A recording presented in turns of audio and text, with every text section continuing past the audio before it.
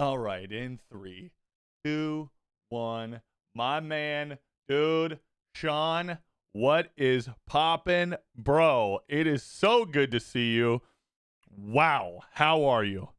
I'm doing great, man. How are you? I am definitely hanging in there. That is for sure, dude. That is for sure. Where are you right now?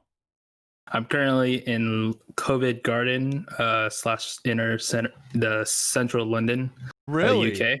Yeah, And what are you over yeah. there for right now?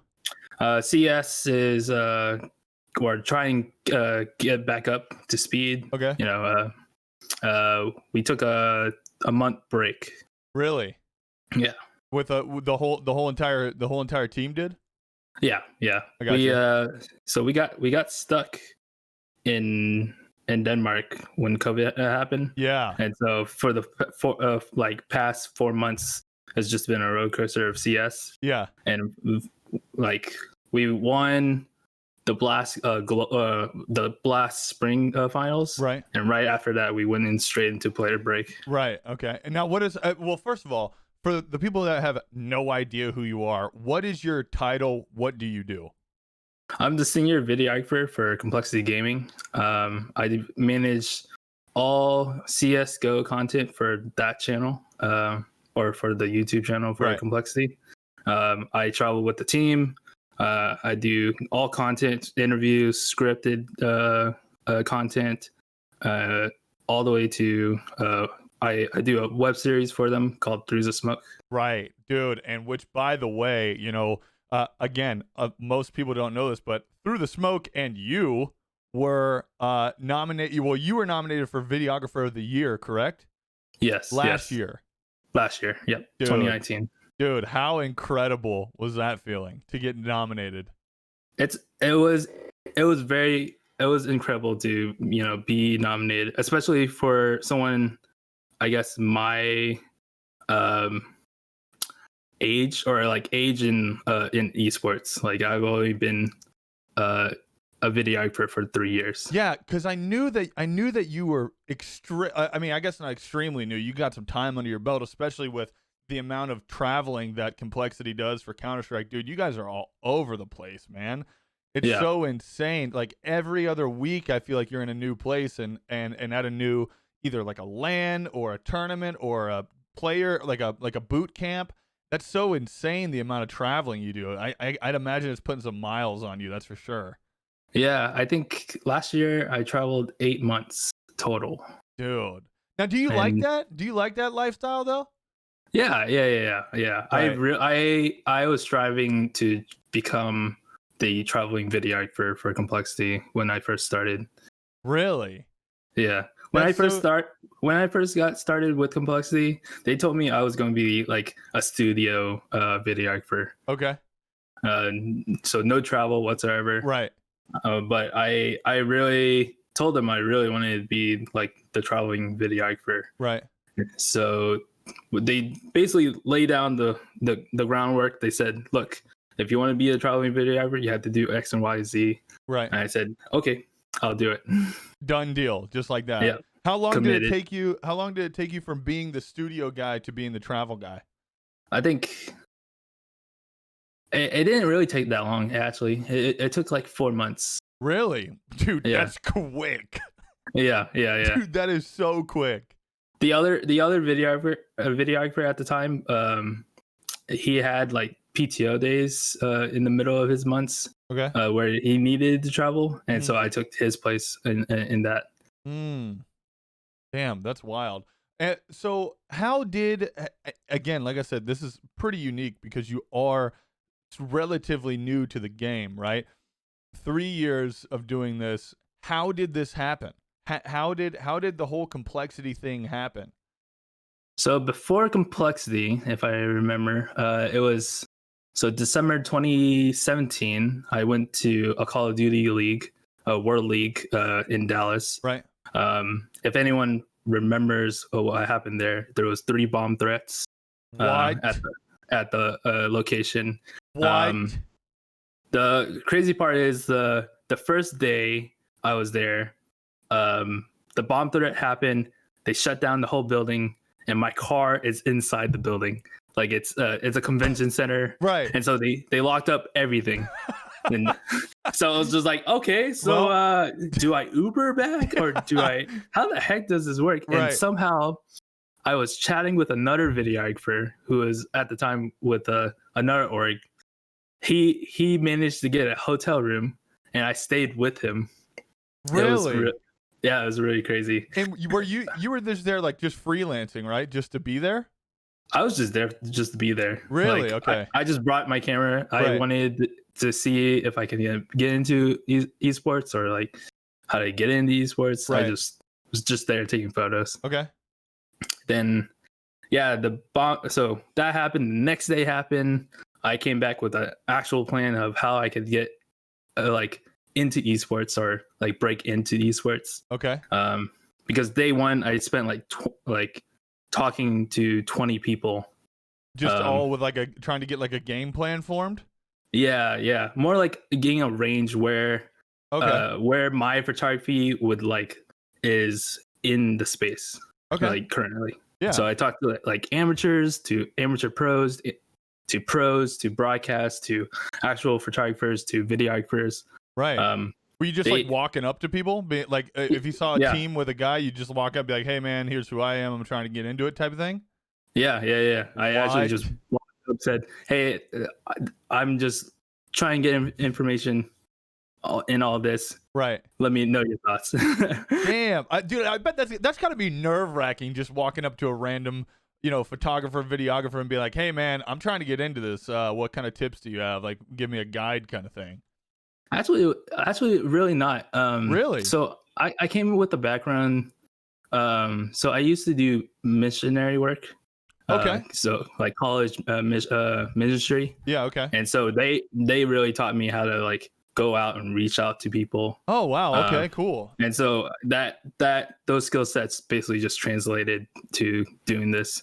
Dude, that is a very very underappreciated, especially today, the ability to just walk up to someone and have a actual conversation with another human being in person. Yeah. And so like that stuff goes really underappreciated, especially I know that if somebody walks up to me and maybe they can't form a sentence properly, I'm like, dude, what are we doing right now? What are we doing right now? What are we doing? Yeah, why are you even do you need something from me? Yeah. Hello? What is going on? But yeah, that's such an underappreciated skill again these days because everybody's stuck behind the keyboard, behind the screen, whatever it may be. Yeah. So being able to walk up to someone, especially and asking them for advice on their craft and how you can make yours better, dude, big ups to you. I don't even know if I could do that today.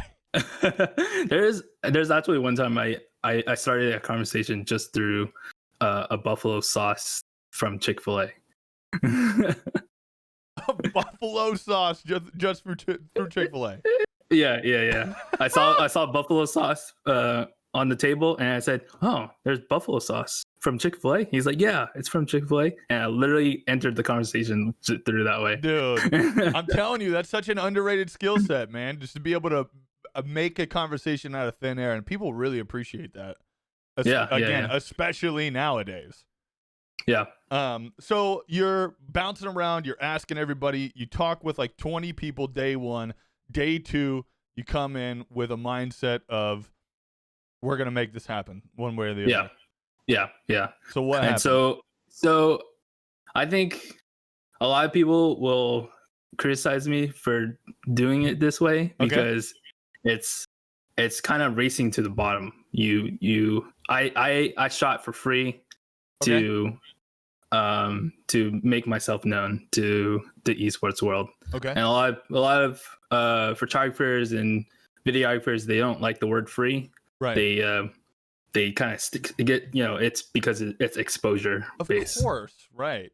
Yeah. Right. But I was just starting out and no one knew who the heck I was. Right. So I just did what I thought would be reasonable until I go to the next LAN or get to the next LAN. Right. Okay.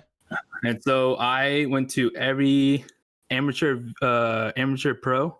I took their photo while they're gaming. Right. I pull out my laptop. I somehow managed to walk in with my laptop. Uh, usually Call of Duty like LAN events, you can't bring a bag in. Really? I didn't know that. Yeah, yeah, but I guess if you walk in very confidently Dude, with a confidence camera is key, bro. bag, and you Yeah. they see, oh yes, this guy is a real deal. Especially you, obviously with you rolling with a bag and a camera too. Like I'm sure everyone was like, dude, all right, this guy's a photographer for somebody. Yeah. What camera were you shooting with at that time, by the way? I wanted to ask that as well. I think it was the Canon 5D Mark II.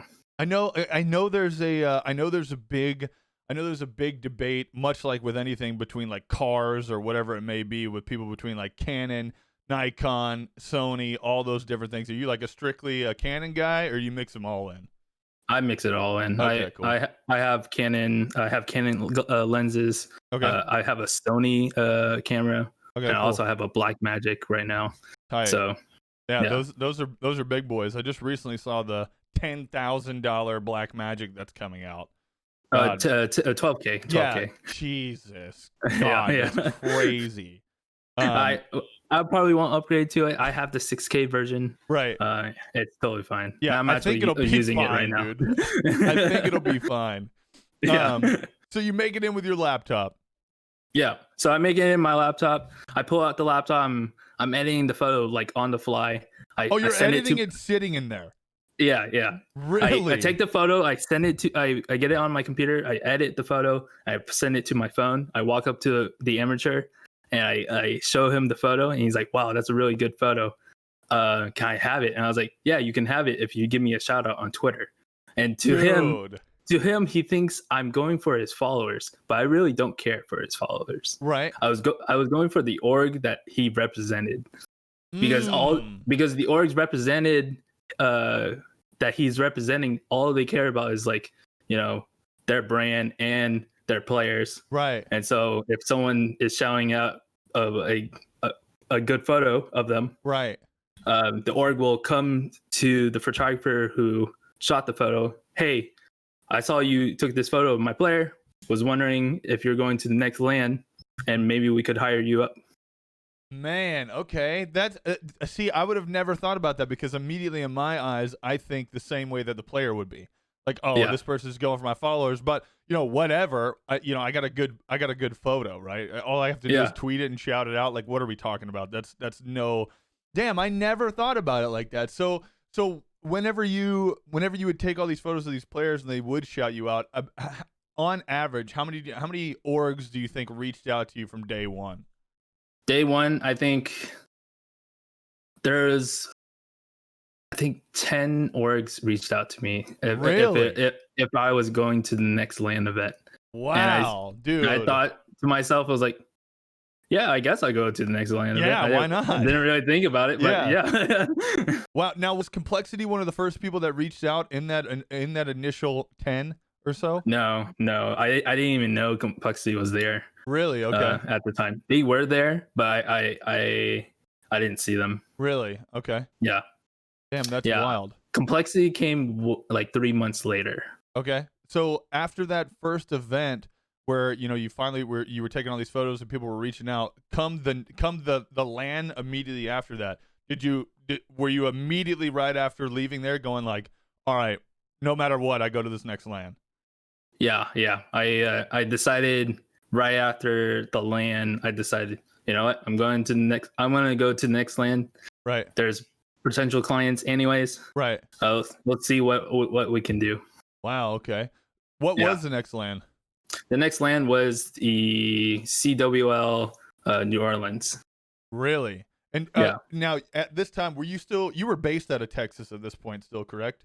Yeah. Okay. So traveling to New Orleans probably wasn't that bad, right? Right. I took a plane. I used my own money. Right. Get to the next place. All my work from that Call of Duty like broke even. Okay. Or even more. Right. So it was really great. I showed up to that LAN, and it was funny. One of the orgs was working with a brand. Okay. And I was taking photos. I was doing video for them. For like, this is the first time I was introducing myself to video. Okay. I was doing like social post videos, Okay. like Instagram stories and whatnot. All right. And so I turned a video in less than like 1 hour of they are doing a like LAN gaming boot camp type deal Right. with 2 teams, and the brand or the org that I was currently representing, I showed them this video. They showed that video to the brand, and the brand was like, all right, we need to go find this guy because our current guy is not performing. Really? And Yeah. were you in like the same boat as far as like just editing there on site too? Yeah. Dude, that's Yeah. insane. Now, did you have any background in editing videos before? I had a few, like not like a year. I had less than a year of practice. Dude, that's So, crazy. Like I kind of just came up with the fly, Right. Dude, that's crazy because as someone like I'm just getting into editing and it is so difficult. Yeah, I can't imagine, dude, you pumping that out in an hour on site at a LAN. Dude, that's crazy. So that brand ended up reaching out to you. Yeah, the brand came up to me. They said, "Are you going to any other future events? We're looking into like Halo, Orlando. Maybe we can get you out there as well." And I was like, "Halo? I love Halo." Yeah, sure. Sure. Yeah, sure. So yeah, from there I went to Halo, and the next LAN. It was funny. I went to the Halo event, and I only pumped out one thing. Like I took photos, but I pumped out a 30-second video. Okay. And the owner of the brand really loved it, and he said, "Give this man anything, whatever he wants, give it to him." He's got it, dude. That's awesome. I was like, I need a hotel for CWL Atlanta, and they're like, "We got you." Dude, that's tight. It was a good time. It was a good time for those 3 months. Yeah, I was gonna say. So it was 3 months of you traveling with them, and what happened? What happened from there to lead into complexity? Let's see. I think there was multiple things actually. So when in the off time between those events, I flew home. I was trying to search on like Google like esports events that are happening in the local area. Right. Sometimes one time when I came back from Dallas, it was a bad timing because it was Christmas time, and so no esports events were happening. Yeah, of course. But I still managed to talk to a Microsoft person where he was doing like esports events. Okay. And so I showed up at the Microsoft stores, just taking photos. Wow. Then literally a week later, Mavs Gaming, which is the 2K League gaming team. Right. They decided to do hosting their tournaments at the Microsoft stores. Okay. And they needed a photographer, and so that the gaming expert for Microsoft knew me, and he said, "Hey Sean, you want to do this thing?" I'm like, "Sure, man, let's do it." Of course, it's for the Mavs, bro. Yeah, what are you talking about? So there was like executives there, and and like director of esports was there. So I pumped out, I did the thing that got the other brand to, to contact me. And so I pumped out a video in like less than an hour, like right before the event even started. Dude. It was just a setup, but I pumped it out and gave it to the director of esports, and he's like, "All right, I don't need anyone else. I just need you at this moment." And I was like, "Yes, dude, yes." That's so crazy because we are in a world now that's just like content, just feed it, right? And if there's any sense of quality to it, and especially if you can reproduce that kind of quality on the fly, like you said, 30 minutes before, like what? That's crazy. Of course, people are gonna take notice of that, and especially the higher ups too.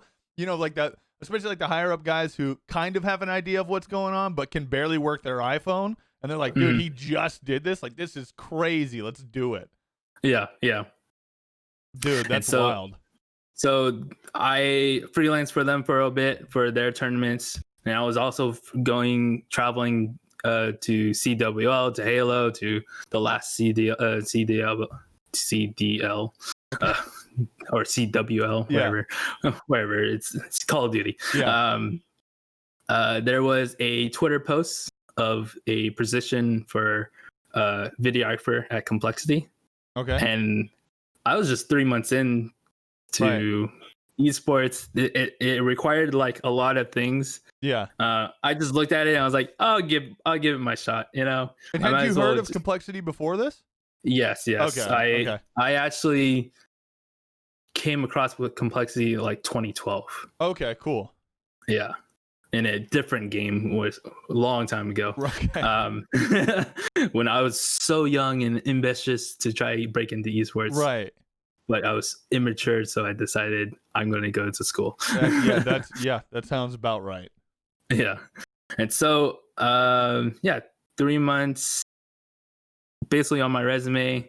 I sent it in, but I also had two things I think was going for me. The director of esports at Mavs Gaming at the time gave his recommendation for me, and I was following Complexity so like very well that Jason Lake, the CEO, he issued a like kindness challenge.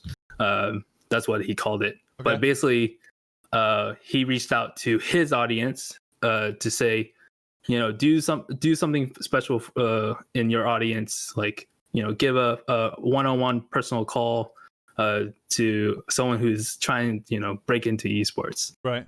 And so Michael from he was at Rocket League esports at ESPN or something like that, or really? NBC. Okay. But he's the current CEO for Dignitas today. Oh. Yeah. So that's a big org, bro. yeah. So at the time he wasn't the CEO, but I made it on his list, and I was just talking to him, and he told me, I'll give you my recommendation to Jason as well. So there was two recommendations going to Jason Lake. Two that carry weight, bro. First of all, if you got the Mavs backing you, not only is that like a, oh damn, like this is for real, and then to have homie who's now the CEO of Dignitas, at that time a well-known figure in esports, dude, that's awesome. Yeah. And so I got the interview, and I was talking to the general manager, Kyle Batista. It's funny, I met Kyle in 2012, like I said earlier. Right. I met him through another game called Han, or Heroes of New Earth, which is Dota. Yeah. It's Dota. Yeah. I actually interviewed him once before. Really? Yeah, but I was just trying to see if he remembered me. He remembered me, and it was really great. It was a great reunion at that point. Yeah. But going into the interview, Jason was interviewing me, and he was like, "All right, tell me your esports history." And I was like, 3 months. And he gave me the widest eyes possible, and he's just like, "Are you guys serious about this one?" How did you get this interview? Yeah.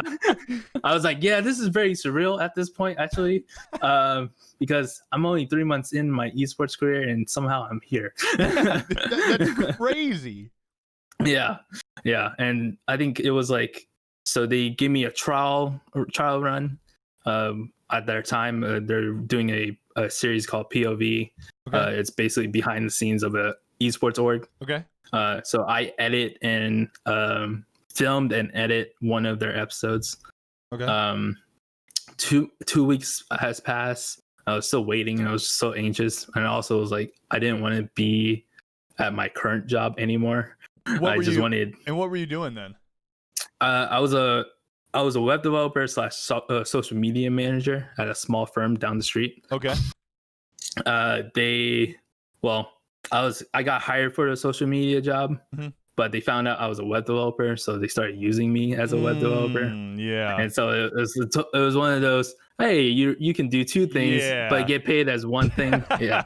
Yeah, dude. So I'd imagine you're getting pretty burnt out on that quick, especially when you find such a love and such a passion for esports. I mean, it's like, dude, it's so hard to not get hooked by esports. Just being there at the arenas and but the behind the scenes of like what actually is going on. That's awesome, dude. Yeah. And so 2 weeks pass, and I finally get the call that I'm being hired on, and I was like, yes, dude, I can leave now. Right. But so once you got hired on, you originally were in the mindset of, okay, you're going to be the studio guy. No, I got hired on, and they told me, you're not being the travel videographer. It's in studio. Right. Which I should have took hints from the interview questions. Right. Originally, but I was so excited anyways to get the job. So yeah. No, sorry. Go ahead. No, yeah. I did the studio stuff, and I was editing and maintaining server stuff. Really? Yeah. Now, I know that obviously because I had the opportunity to go through with you the new Complexity studio. What was it like at that time? The Complexity studio. Oh, you're talking. So right, before, like when you got hired, before what it is right now. When you got hired, what was that studio like?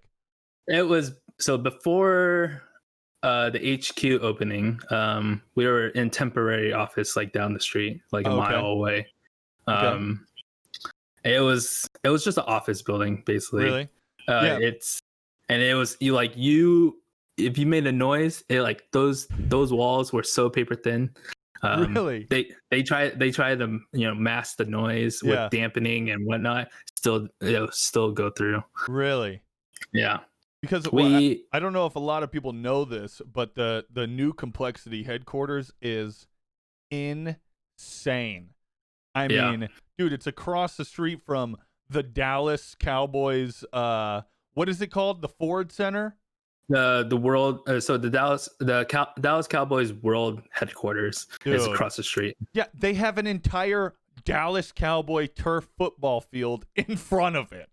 It was awesome. Like right across the street, you've got Dallas, and with Complexity is actually partnered with Dallas, the Cowboys themselves, correct? They are our sister company. Okay. We are backed by Jerry Jones and the Goff family. Dude. So yeah, because I've seen their esports jerseys hanging up in the place itself. Yeah. Which is so wild, dude. Jerry Jones, that's crazy. I met Jerry once. Really? And that's also a crazy story as well. When the signing of the GameStop Performance Center, so the executives from GameStop showed up. I was the only videographer who was allowed to go up to the office. Right. And of course, I had the pressure of everyone saying, "You do not mess up. You do not mess up anything. You don't do anything. You just don't do anything stupid." All right, Sean? Just sit behind your camera. Don't do anything dumb. Yeah, you film wherever you can. Yeah. Right.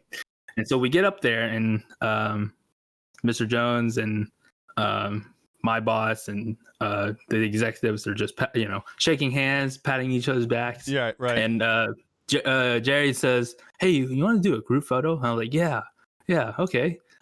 Cameraman, me, go stand on the edge of this marble table, and it's huge. It's marble, right. Like it. I'm not going to break a dent. It's probably going to make me have a dent if I fall on it. But I turned to my boss and I was like, I can't tell if this is stupid. Like I gave him that look, and he was like, "Mr. Jones has given you an order." And I was like, dude, that's Jerry Jones, bro. I just looked at him and I looked back. I was like, okay, well, I'm getting on this table. Yeah. So I took the photo. I come down. Everyone's like, because it's dead silence. No one knew what happened up there. Right. Only I. So I get down. My manager was like, "So what happened?" I'm like, I can't tell if I did something stupid, but but we made it work. Yeah, tight. God, that's crazy. Yeah, I can imagine when Jerry Jones says, "Yeah, man, just like hop up on that table," and it means, "Hey, man, get on that table. You're taking this photo." Yeah, yeah. Dude, that's crazy. But one of the things I did want to touch on and talk about with you, and actually ask you as well. Like I said, you took me on a tour of the Complexity HQ, which again is wild, man. You showed me like obviously like right when you walk in, it opens up to a real big lobby with massive screens on one side, and then there's like a almost like a public playing lounge that's there with Yep. all those computers, and then Mhm. around, and then it like kind of opens up to another room on the right where you guys had some merch and more computers, all that kind of stuff. But in the back there was the like scrim rooms, which Yep. was super cool to see. It was like one hallway and on either side of those were glassed in. They were like soundproof, Mhm. and you couldn't actually see through them on the opposite side, Yep. The because one-way glass. yeah. So why is that? So it's funny. I'll still take credit for it because Really? yeah, because original plan when before I came on to Complexity, they said they're going to have a huge studio booth for the players Hmm. and enough room for them, enough room in front of them so content team can like film in front of them. Right. But I suggested to them, why don't you create a one-way glass so we can film through the glass instead Mm. of going in front of them, and because they already giving us so much flack of like filming them anyways. Oh, do they really? Yeah, Yeah. yeah. I know Because that. it causes a distraction, Well, of It's course, yeah. And I yeah, know those Counter-Strike guys are nose deep in their monitors trying to look for pixels. yeah, yeah. Yeah, that portion of it was so wild to me to see, because it, like I said, it was literally down a hallway, and on either side of the hallway were the one-way glass mirrors just filled with computers, Mhm. which was so cool to see because in a lot of ways, and I don't know if a lot of people think like this, but in a lot of ways, esports teams are structured just like any other sport, where Yeah. that's their field. That's where Mhm. they go to practice every single day. And then behind that, down another hallway, there was like your game, like your film room, where you guys would Mhm. go over games, hang out, all that kind of stuff. And then you guys also had like two or three other like training rooms. Yeah. Yeah. And I got the opportunity again. You took us into like their physical therapy slash training room, where it had all of the like players, all of the things to be able to like stretch out players. There was like Yeah. rollers, all that like massage stuff, and then Mhm. also in there was the reaction time Yeah. Or stuff. the cognitive reaction. Dude, that was so crazy. Yeah, yeah. That was It's so crazy. all that's just it's still in development. It's more research and development. Right. We're studying reaction time and like aimbotting in the sense of like clicking heads. Right. Right. Uh, but yeah, that's all research and using data science to see how we can improve. Or of course we know like it's more muscle memory. It's Right. not it's we it's based on age, and your reaction speed is degrading Right. over Of time course. Yeah. over the years. Of but course. but if we can somehow train your muscle memory to uh uh train your arm Yeah, to keep going. consistently. Yeah, Right. yeah, Yeah. It'll constantly improve, or at least slow down the degrade. That's for sure. yeah, yeah, Now, if I'm not mistaken, Complexity actually has like a almost like a trainer, in a sense of they have people that um have like they take care of like mental health and as well as their bodies, correct? yeah. We have a performance coach, Okay. or yeah, a psychologist, therapy, Right. something like that. We also have the Baylor Scott and White Medical Center across the street Okay. from the HQ, and they have the #1 carpal tunnel therapy doctors. Wow. We have all the gyms associated with the Cowboys that we have access to. Right. The players have diet and nutritions across the street as well. Dude. And so you guys are utilizing all these tools. So it's not just hey man, sit down and game. It's where you guys are looking to improve overall health of all your players and staff. I would imagine too. Yeah. We're trying to figure it all out how this can work for esports. Right. It's still something new for, of course, yeah, for the space. Yeah, there's definitely going to be a lot of improvement over the coming years. That's for sure. But I think, like I said, I think that what Complexity is doing over there is right on line with what needs to happen to innovate. Because again, one of the things that seems to happen not only in regular sports but definitely in esports as well is everybody deals with stress. The pressure of winning, the pressure of losing. Especially if things aren't going well. And one of the coolest things that I really enjoyed about the Complexity HQ was the your de-stressing zone. Where you guys had pods out there. It was like a lush greenery that had a real big window that you could look out to. And you guys were saying how there's they play Zen music. So if players are feeling stressed, and I'd imagine coaches know this, I'm sure you can feel the tension too. You were telling me that players would just if there's team issues where somebody's mad at one another, they go work it out there, or they go relax, de-stress out there. And that to me was crazy. Yeah. The team loves to either go on a walk or even go outside. Right. That's how they decompress themselves. Right. And before going into matches. You have to. Because how many hours a day would you say on average that is the team spending, in that facility?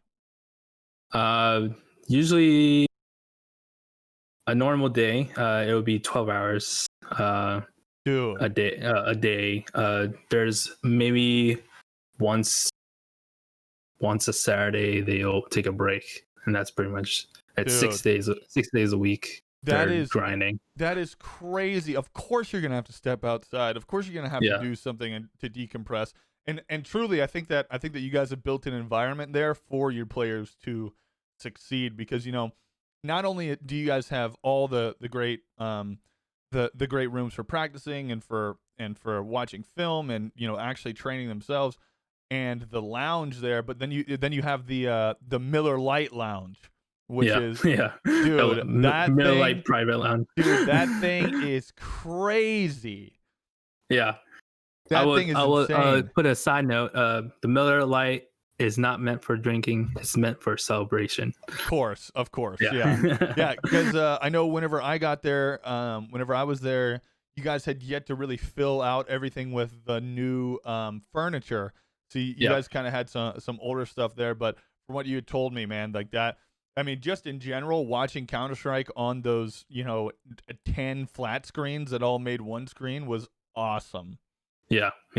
It's been a great experience, to say the least. That's so rad. One thing that I did want to talk about too is the dynamic between players, coaches, and you. I know I would imagine can sometimes be a little frustrating, especially if coaches are trying to implement new strategies. Players are really trying to focus, and having you there, obviously, that one-way glass when you're at home and at the HQ, provides that level of distance, right? So you can still get everything that you need. The players and coaches can still focus on what they need to do. When it comes to traveling, which you do a lot of, does the dynamic change? So I don't use the one-way glass as much. I actually am inside the room with them. I think we built a level of trust between each other. Right. They know how they know that I'm there for their best interests, Right. no matter what, because they see my documentaries, they watch it Right. all, and they say, "Wow, I don't remember saying that, but Yeah. it's good there. It's there, Right. and in a good light." Right. And so they know what they said in that like moment, Mm-hmm. and they don't see any of like the bad stuff in it, Mm-hmm. and so they're fully trusted with me being in Right. that moment. Right. Now, So, has the team changed a lot since you've been there? I was turning like players or As like far as dynamics. players and coaches. Yeah, I mean, I've seen the entire roster, obliterated, Right. and a new team comes in. Right. I've seen 3 players go out, Yeah.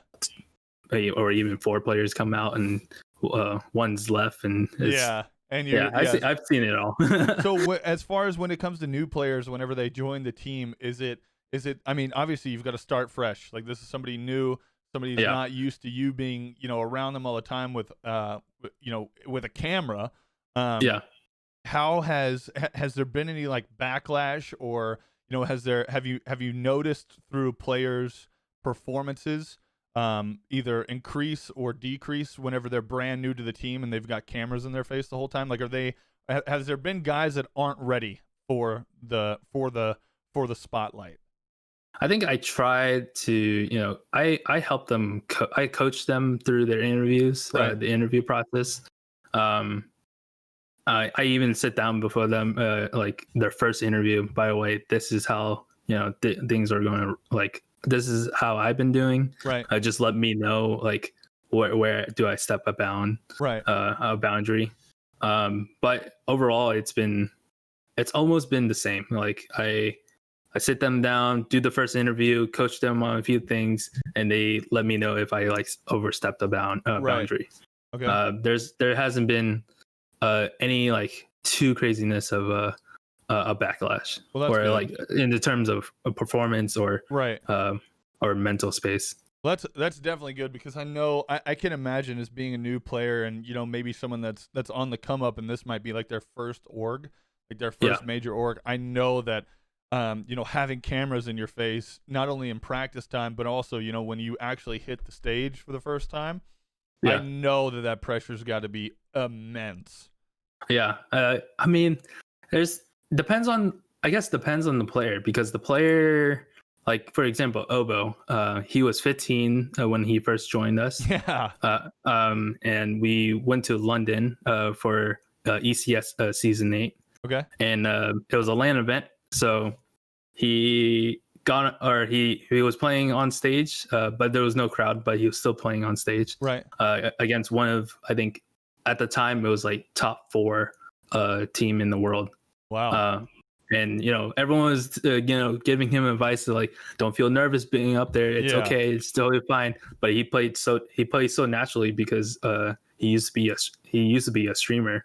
Yeah. And so playing in front of a camera, it was easy for him. That's good, man. I remember that when that kid came up, I remember the first game through, because I remember following Complexity religiously at that point in time. And I remember everyone being so proud of that kid, because again, he came on as a super young kid to a brand new team and actually showed out. Yeah. That's awesome, dude. That was a great event. I remember it. I remember almost every event, actually. Dude, that's awesome. That's so cool to hear. Because again, dude, it's got to be difficult, even crowd or no crowd. I know it's got to be difficult to hop up on that stage and actually be, the center of attention, whether it be for nobody or just a bunch of cameras. That's got to be difficult at some point in time. Yeah, I totally agree. It's crazy. I think maybe the pressure happened in the first roster that I was first coming up with. Right. We went from minors, from the minor to the major. Right. It was like the first time in a long time history for Complexity to return to the major. Right. And we made it up to top 4 or top 8, something like that. Yeah. And one of the players, he got really he got really good on camera, but Mhm. really like too focused on the camera versus like Yeah. to the game. There is that balance there, huh? Where Yeah. you know, I'd almost, I mean, I'd rather my players have zero camera experience and not be good at that, and then dominate the scene in the actual game, than be able Yeah. to have a conversation. High key, I Yeah. mean, like that's what we're paying you for, right? Yeah. As far as traveling goes, so like right now you're in London, Mhm. and are you guys there for a specific event? We're not specific to one event, just due to Corona virus. Right. We needed, so the team is broke up. So there's 2 Americans. Okay. There's 1 Brit, 2 Danish, and a 1 Bulgarian player. Okay. So 4 European players. Right. Or 3 European. 3 players, one coach. Right. Okay. Is all European, so they can't really return back to America Yeah. because of due travel restrictions. Right. And so we decided, all right, we'll take the Americans and relocate them to Europe Okay. and have them play in the Europe region. Wow. Okay. Now, dude, how did they make that happen? How did you guys swing some Americans over to EU right now? Because I know they're not happy. I know they're not having that right now. That's for sure. Yeah. I think what we made. So one of the tournament organizers has an office here. Okay. But we are allowed to travel if we have a place to like be quarantined. Okay. And cool. so we signed a lease under. I guess we signed our lease for an apartment. This apartment. Oh, okay. Wow. And we'll be here for the next 2 months, 3 months, something like that. That's crazy. So y'all are signing leases to apartments, dude. That's wild.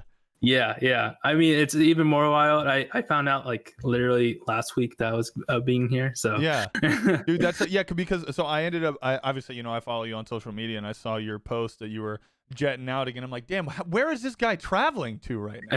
How is he able to do this? Because I know whenever you travel, you're not. I know with the team, and I know how Counter-Strike works. Whenever you travel, it's not like, oh, we're heading over to Missouri for the weekend. You guys are usually big boy traveling, whether it be like California, New York, overseas. That's wild. How is the apartment there?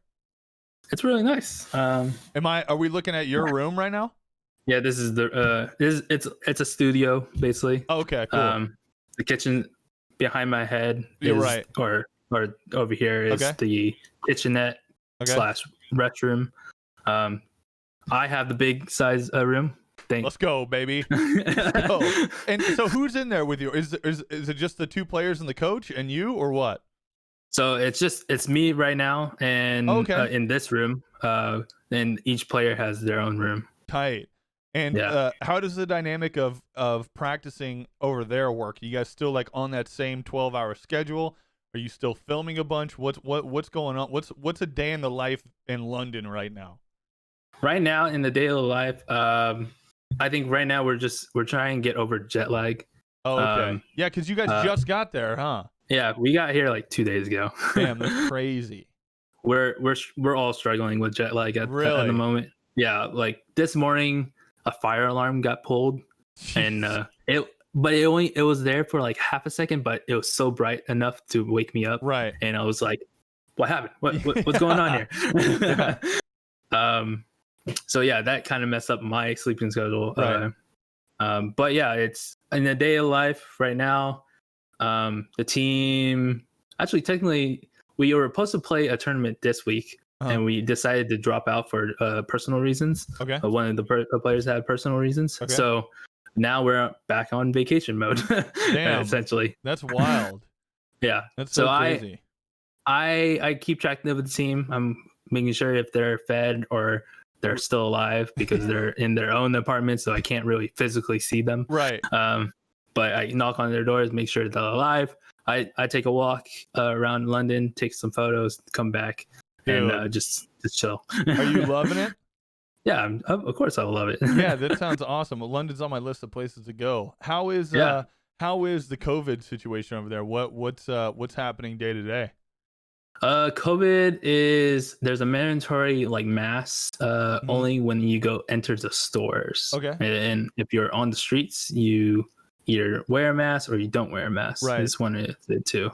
Right. But there's a mandatory of if you want to get into a store or a restaurant, you have Yeah. to wear a mask. Huh. Yeah. That's kind of where we're at right now too here. I mean generally speaking, unless you're in like the epicenter, especially Yeah. like Orlando, Miami, any of those places right now, dude, I wouldn't even go outside. Yeah. Yeah. It's so crazy. I mean, I came from Texas, and it was one of the highest epicenters.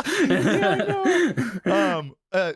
Speaking of COVID, you touched on it a little bit before, but I did want to talk about it. Was you got stuck in Denmark for a hot minute. Yeah. Yeah. How long were you stuck there for? So, beginning of this year, we already knew that we were flying out to Malta for ESL Pro League. Okay. What happened was a team got dropped out one of their major spots. Okay. Or a spot for the major, like the minor. So the TO tournament organizer called us and said, "Hey, would you be interested in being one of the spots or be invited for the spot? Oh, by the way, if you say yes, you have to fly out to Europe, like now. in the next, like now." Yeah. And so I was just like, okay, so the team said yes, and I get a call at 9 a.m. On March 6th. Boss is calling me. "Hey, Sean, you're going to go on the plane in the next 4 hours. Get ready." And I was like, I was so tired. I was like, this sounds like a dream. I'm just going to go back to sleep. I'll see you in the next hour. Yeah. So I get in the office, and it's becoming a real thing of like, We're going to Europe in next 4 hours. And so we're hopping on a plane, getting on to Europe. We get to Madrid to play in this minor qualification. We made it through the minors. Nice. Yeah. Or the qualification. Then COVID-19 happens. Apparently, when we landed in Madrid, the cases were like 2,000 new cases. Dude. Then when we landed, it was like it doubled to 4,000, but we didn't know that. Dude. And y'all were flying without masks, nothing, right? Yeah, nothing. Dude. That is so crazy. So we got there, and we're just figuring things out. COVID started like getting really real. Yeah. Malta, the tournament that we're going to next, becomes online. Okay. And so we're just scrambling. We're scrambling for like, what do we do? What should we do? Yeah, because I know the those team tournaments decided, online are wild. Like you want to be at LAN. Yeah. Damn. Yeah, especially our team. I think our team is much better on LAN versus online. Yeah. Because there's still a new team, but also like the firepower is more exciting when you're on LAN. Of course. And so yeah, we flew to Sweden because we thought we will have a boot camp there. Yeah. Turns out that team decided or figured out that they don't have room for us, so we flew to Sweden for no reason. And so Complexity was like, "All right, we're bringing everyone home. Everyone is coming home to America, but the team is, its majority is European." Right. And so they're like, "Actually, we want to go home. Yeah. And I think this is probably the most opportune time to do it." Right. And so, but we had 2 Americans on the team. Mm-hmm. And I technically 4, myself, and the manager, and 2 players. But we all decided, all right, if we're really serious about this, we'll go wherever the team goes, no matter what. And we knew, since it's a European team, we're going to be with the Europeans no matter what. Yeah. So we decided we go to Denmark. We went to Denmark March 12th, and we stayed there till June 8th. Dude. That is a stint there, dude. Yeah. You were there for a hot minute. So were you guys competing during that time, even online? Yeah. Yeah. Okay. All the tournaments that we were a part of became online. And how did Complexity do in that? I mean, there was a lot of rough patches, honestly. I can imagine, dude. Regardless, a team's gonna go through some rough things, even at LAN, and then tossing it online, dude. I bet that was such like a, like God, like is there any way we can make it at LAN? Yeah. You know, like some players were having internet issues, Right? Because their internet was not too reliable, Dude. in their certain locations. So it was just like very hard. Yeah, we won in like a tournament called Home Sweet Home. We won 4 out of the 8 weeks. Cool. Which is like 30 grand first place. Dude, let's go. Yeah, so it was pretty good. It was good to watch. Then we win. After June 8th, we couldn't stay in the EU region anymore because there's a certain time frame that you can be in Europe. Right. Okay. Before you can have to go back to America for X amount of months. Yeah. And so our time was running out, and we went to immigration office, and apparently it was closed indefinitely. Of course, with COVID. COVID. Yeah, right. And so we decided, all right, plan B, we're going to take a private jet, and we're going to fly to Serbia because there's a esports facility out there. Okay. Out of all places. Okay. So we go there and we play out the rest of the events that we were a part of. Dude, there. Serbia. What? Yeah. Who would have thought that? What? That's crazy. Yeah. And now, how early on was the Serbia games? Like, what dates was that? Serbia. So we arrive June 10th. And probably we were only there for like 2 weeks. Oh, okay. 3 weeks. Yeah. Okay. So during the time where you're actually stuck in Denmark as your like, we'll say quote visa, right, was running out, were you guys scrimming every day? Were you guys like how many events were being held that Complexity was actually competing in every single day? So every day the team was grinding really hard. Right. It was like there was several weeks that the team never took a break. They didn't take a break. I mean, there were breaks. It was just like once every 2 weeks because the way how things were working is during the weekdays they were grinding 12 hours, and technically the Saturday is their off day, but they have a tournament on that day, so they're playing that tournament, and they're then going back into grind mode again. Dude. So there was never a moment where you say this is the day to this is your break. But also there was another problem with the break, like an underlying problem where our computers were like 20 minutes away from us. So like if you really wanted to take a break, like, you know, just chill and hang out at your computer, there was only one car. Dude. So dude. if I took the car, you know, people will be mad that I took the car. But there's also Uber there. But the problem with Uber, it was like really expensive. Like it was COVID is going on. Yeah, COVID is going on, and like the rates of Ubers were even higher because there's no tourism happening. So it was like a day off was also very stressful as well. Of course. Yeah, because you know that's my next question. I know that you're not in the player setting per se, but you're still right there with them. You're still on that same grind as they are.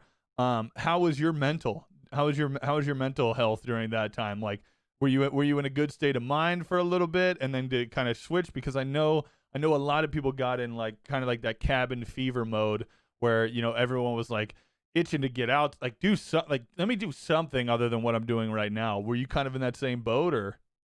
I was kind of in that same boat for like maybe a month or a month and a half. Right. Then I decided, you know what, I'm going to be brave enough just to go outside and and take the car. And while they're practicing, I take the car to drive somewhere. Right. I don't know, anywhere like a park or Right. a nature preserve. Just something to get out of the building, see something different, right? Yeah. Damn, that's and wild. So I went to the park and went to the beach and just hang out. That's awesome. Did a lot of the players try and do the same thing on the very rare occasion that they did get an actual off day? No, they spent it most of the time just sleeping. Dude, that's so insane. I love to talk with those guys and see what was going on through their head at that point in time. Yeah. God, that's crazy. I can't imagine just doing. But I mean, it's your job, right? It's your job, and it's also I think there's a difference between it's a job and or I think there's a correlation between it's your job and the drive to win, right? Yeah. Because I know obviously no one's in it to lose, right? Right. You're not there to lose, so I can imagine that on that grind, those players, the players in the team kind of grew together as well, right? Yeah. There's many sessions also, like after so after some of the games, the IGL, the in-game leader, right? He actually lived like 10 minutes away from us. Okay. So he'll come, and we had the only like operational gym nice. Available to us, because that facility had like their own gym, their own like bar, that's bench. Tight. Yeah. And so that I actually those two players, that's how they kept sane. Yeah. Was being able to come over and yeah, because you had, dude, there's such a big difference between what we're doing right now. So like being able to game with your homies online, right? But when it comes to that can supplement like feelings and your mindset for a little while. But when you guys are a team where you guys are so used to traveling and being around each other 24/7, I can imagine that as a player who's maybe off by themselves, like you said, like living at home, and they're not around you guys all the time, dude, I would go crazy too. I would like it's just inevitable. Yeah, I think like by week 3, we're just like snapping on each other easily. Yeah, of course, and month three, not week 3. and that's definitely a thing too. There is that side of it where you are one player might be away and they're like itching to go out and see you guys, see the team, whatever. Whereas you guys have been around each other nonstop. 24 hours a day where you're like, dude, get out, like, bro, get out of my face. Like, give me 20 minutes to myself, right?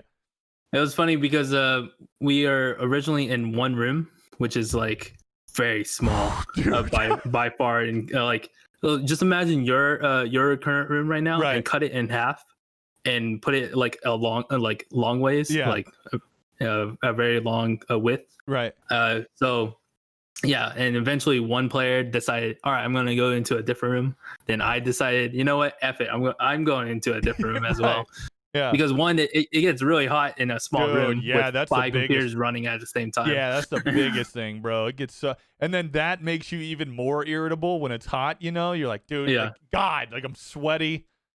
Yeah, it is a weird dynamic because one of our players, so there's two there at the time. Right. One player loves it cold, and the other loves it really hot.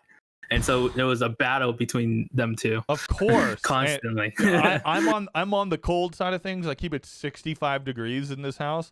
And without a doubt, if I get hot, I don't care if you're The Rock, bro. I will win that fight. I will win that fight to be cold rather than being hot. Yeah. Where were you guys staying at this point in time during that 3-month stint in Denmark? So we found a esports facility called Hydra Esports, or Hydra Esport. There's no S on the end, but they have multiple office there. They have a facility dedicated for like summer camps for Danish high schools. Okay. But at the time, no one's using it, and so we just walked in. Dude, that's awesome. And then were you guys staying there too, like at night or what? Yeah, we were staying there at night, but we're not sleeping there. We our hotel is like 20 minutes away. Oh, okay. How were how was everybody with the, like, because I mean obviously everybody knows that you guys are the Americans, and COVID just hit. What was did you get any sense of like a weird feeling between any of like the staff there? Like, was the staff even there at certain points? Like, No, the staff wasn't even there. Really?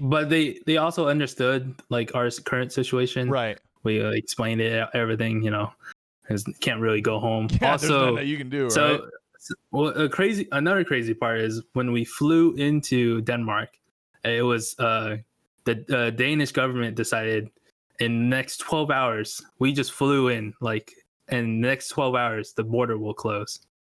What? Yeah. And so Dude. basically, we're going to seal our faith if we stay here. Oh my god, dude! And what was going through management's head? Like, I know that you had to have some contact with people back at home. What was going? Were they like, all right, like, are you guys staying? Like, what's the plan? Obviously, I know you guys ended up committing to that super hard, but what was on their minds? Their entire mind, they wanted all Americans back home. Really? Yeah. Yeah, even including me. They're like, if the team stays, Sean needs to come back home. Really? Yeah. I advocated to stay. Damn. I just said I think it would be more important for me just to stay, just to ride it out to see what happens. Right. And of course, management was like, "Nope, you're coming home. We're going to book your flight in like less than 8 hours. You're coming home." I told my boss, I was like, I think it's better if I just stayed, even if there was like a health risk. Right. I just said, you know what, I'm gonna go. I had the final decision. I ended up having the final decision. Damn. Good on management there too. They're like, this is a health risk, Sean. You could die out there. Yeah. But this is your decision. What do you want to do? And I said, I'll stay. Yeah. Damn, that's crazy. Good. That's a great sign of leadership too across their or on their end too, to really let you make the final decision. Like, listen, if you want it, you got it. What are you guys doing to, like, are you in quarantine right now? Did you have to quarantine right when you got there? Yeah, we were technically quarantined, but it's kind of weird. Like, you can still go outside and walk around, and like they say walking around or minimal exercise is like good for your health, and they'll allow it. Yeah. So, but it's like, yeah, we're technically quarantined. Right. Yeah. I gotcha. And so you guys are going to be there for the next 2 months, correct? Yep. Dude, that is, I mean, it's crazy, but it's awesome at the same time. Does Complexity have any specific like health like safety requirements for you guys, or are you guys kind of just following what CDC and all them say? We're just following what CDC what they say. Right. As of right now, like there was different rules when we're back at home. Right. In America, of course, because America was just absolutely going crazy.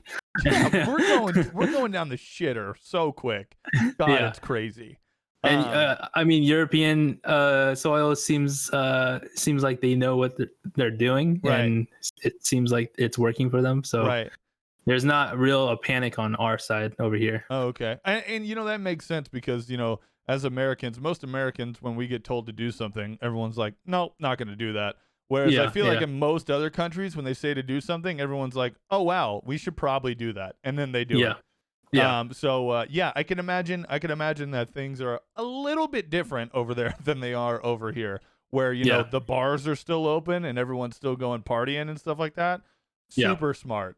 And then, we have all the people that just don't believe that the virus is real, which is another typical American thing to do. Yeah.